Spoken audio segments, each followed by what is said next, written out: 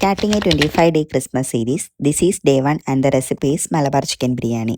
ഈ ക്രിസ്മസിന് ബാച്ചിലേഴ്സിനും ഹോസ്റ്റലേഴ്സിനും ഒക്കെ അടിപൊളിയായിട്ട് കുക്കിംഗ് അറിയാത്തവർക്ക് പോലും ഉണ്ടാക്കാൻ പറ്റുന്ന ഒരു സിമ്പിൾ ബിരിയാണി റെസിപ്പിയാണ് എല്ലാവരും സേവ് ചെയ്ത് വെച്ചു. ഈ 30 മിനിറ്റ്സ് റെസിപ്പിയുടെ സ്റ്റാർ എന്ന് പറയുന്നത് ഇവരാണ്. കുക്ക്ഡ് എന്ന് പറഞ്ഞ ബ്രാൻഡ്. ഇവർ ഇഷ്ടം പോലെ ready to cook items introduce ചെയ്യുന്നുണ്ട്.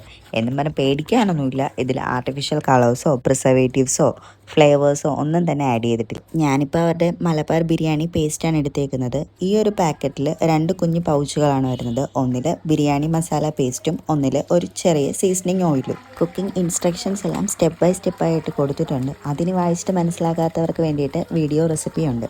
QR കോഡ് സ്കാൻ ചെയ്ത് കഴിഞ്ഞാൽ അത് കണ്ടുകൊണ്ട് തന്നെ എങ്ങനെയാണ് ഉണ്ടാക്കേണ്ടതെന്നും അറിയാൻ പറ്റും. 500 ഗ്രാം ഓഫ് ചിക്കനും 250 ഗ്രാം ഓഫ് റൈസും വെച്ച് 3 പേർക്ക് സുഖമായിട്ട് കഴിക്കാനുള്ള ബിരിയാണി ഇതുകൊണ്ട് ഉണ്ടാക്കാം. ഇതിപ്പോൾ എങ്ങനെ വാങ്ങണമെന്ന് ചോദിച്ചു കഴിഞ്ഞാൽ സ്വിഗ്ഗി, ഇൻസ്റ്റാമാർട്ടിലും സെപ്റ്റോയിലും ബ്ലിങ്കിറ്റിലും എല്ലാം അവൈലബിൾ ആണ്.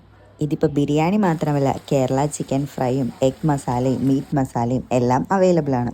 അപ്പോഴത്തേക്ക് നമ്മുടെ നെയ്ച്ചോറും ചിക്കനും ഒക്കെ ശരിയായി. ഇനി ദം ചെയ്യണം. ഏറ്റവും താഴത്തെ ലെയറായിട്ട് ചിക്കൻ ഇടണം.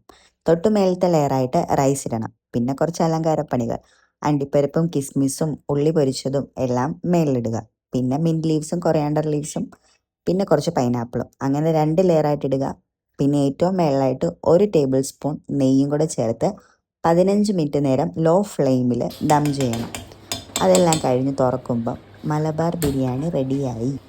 ഇതിപ്പോൾ മലബാർ ചിക്കൻ ബിരിയാണി അല്ലേ. ഇത് വിളമ്പുന്നതിനും ഒരു സ്റ്റൈലുണ്ട്.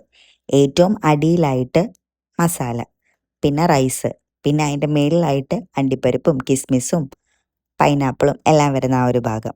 ഇതെല്ലാം കൂടെ ചേർത്താണ് വിളമ്പേണ്ടത്. പിന്നെ ഇതിൻ്റെ സൈഡെന്ന് പറയുന്നത് ചിക്കൻ ഫ്രൈയും സാലഡും അച്ചാറും എല്ലാമാണ്. ഈ ചിക്കൻ ഫ്രൈ എന്ന് പറയുന്നതും സ്പെഷ്യൽ തന്നെയാണ്. റെഡി ടു കുക്കാണ്, കുക്ക്ഡിൻ്റെ തന്നെ. വീഡിയോയ്ക്ക് ലെങ്ത് കൂടി പോകുന്നതുകൊണ്ട് അടുത്ത വീഡിയോയിൽ സ്പെഷ്യൽ ചിക്കൻ ഫ്രൈയുടെ റെസിപ്പി ആഡ് ചെയ്യുന്നതായിരിക്കും. അപ്പോൾ എങ്ങനെയാണ് ഈ വർഷത്തെ ക്രിസ്മസിന് ഫുഡ് ഉണ്ടാക്കാൻ അറിയാത്തവർക്ക് പോലും എളുപ്പത്തിൽ ഉണ്ടാക്കാൻ പറ്റുന്ന ഒരു ബിരിയാണി ആയിട്ടുണ്ട്. ഇനിയിപ്പോൾ ക്രിസ്മസ് ആവണമെന്നില്ല, വീട്ടിലാരെങ്കിലും ഗസ്റ്റ് വന്നാൽ തന്നെയും ഇത് ട്രൈ ചെയ്യാവുന്നതേ ഉള്ളൂ. അവരെ ഞെട്ടിക്കാമല്ലോ.